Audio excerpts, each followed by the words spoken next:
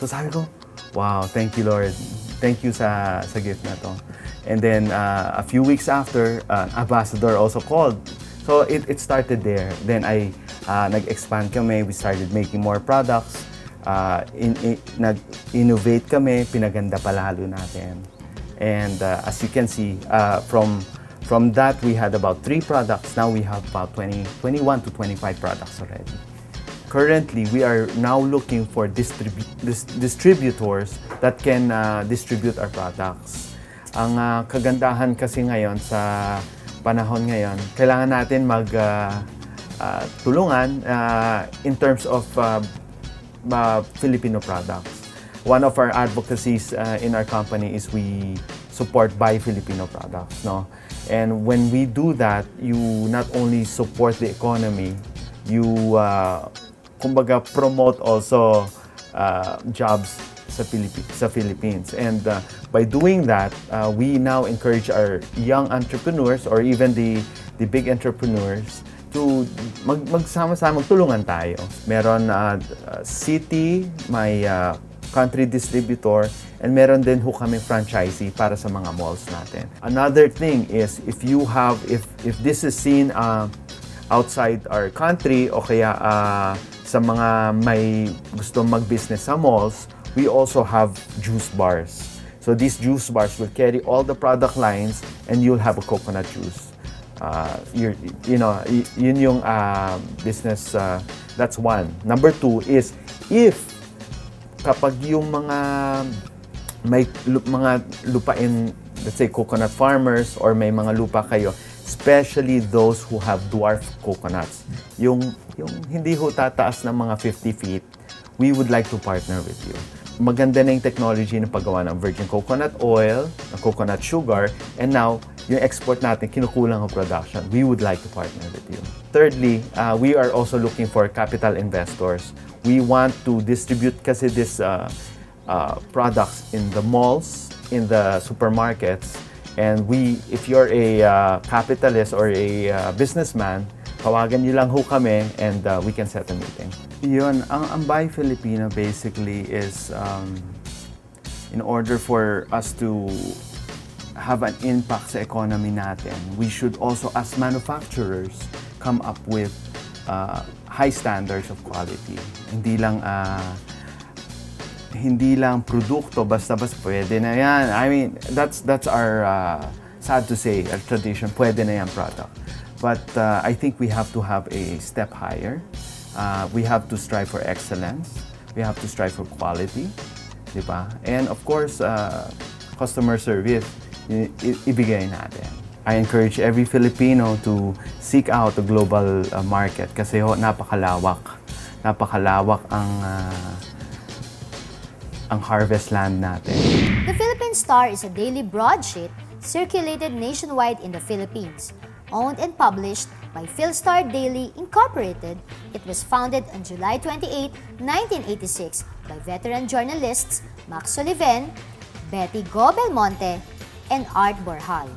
The Star started when the Big Four columnists of the time, Mrs. Betty Go Belmonte, Max Soliven, Louis Beltran, and Art Borjal decided to set up their own newspaper and started the Star in July 28, 1986. And at the time, it was only 8 pages and it had no ads. And the first headline was "Wear Yellow and Die." That was when during the Marcos loyalists stormed the Manila Hotel, and there was one guy who was spotted wearing yellow. And that was our very first headline. In dealing with the operations of the newspaper on a daily basis, of course, very first is we're very much concerned with the deadlines. We live by deadlines every day, and in fact, it dictates all our life. That we're driven by deadlines. We're driven by timelines, from printing to the submission of the articles, to our sales objectives, and also in terms of content, we're also very much on the lookout for exclusives or scoops and stories that would particularly interest the reading public.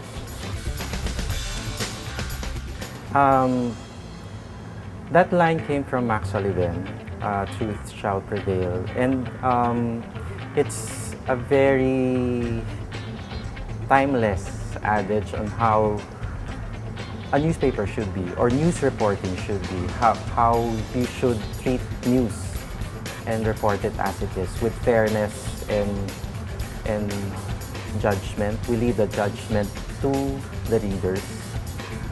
And in the end, whatever that we're reporting, the truth shall prevail.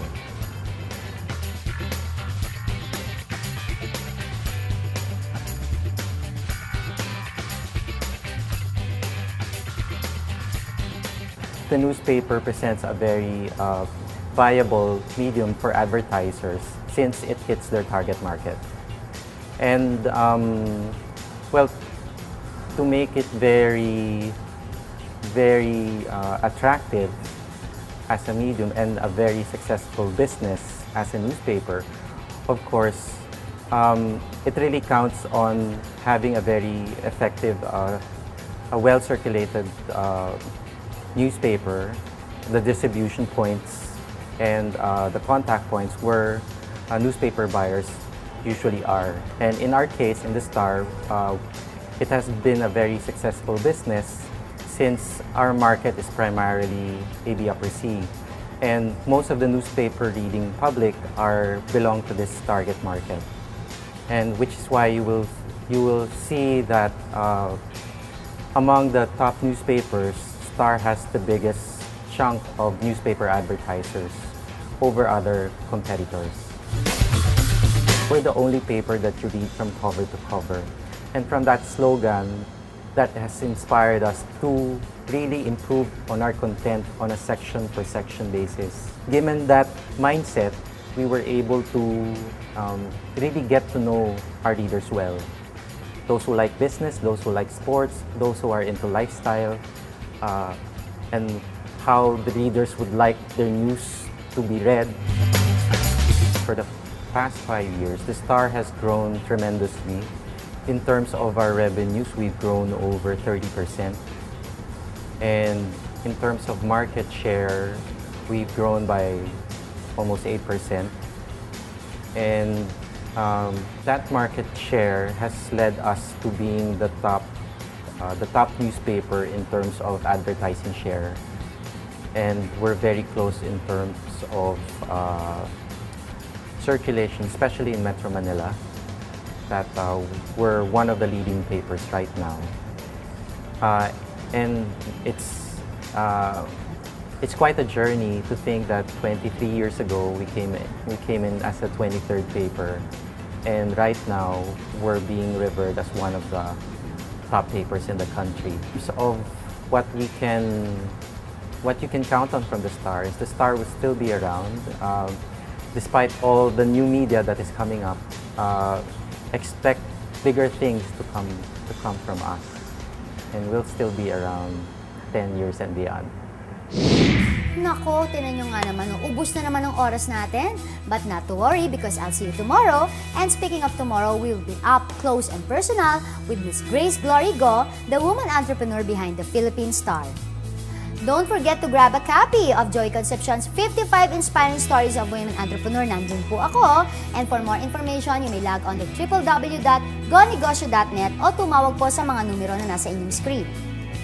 Marami po salamat sa aking mga sponsors, Nula, CD Jeans, Dr. Vivian Sarabia for my eyewear, Reyes Hair Cutters, and KSA Magic Skin Whitening, available at Watson 7-Eleven, aking po tindahan sa Star Mall Alabang and SM Fairview. For dealers, you may call 0922-867-2377 and 566-8029, J23 Salon and Spa, and Dr. Nina Rodil de Luna of Dental Focus.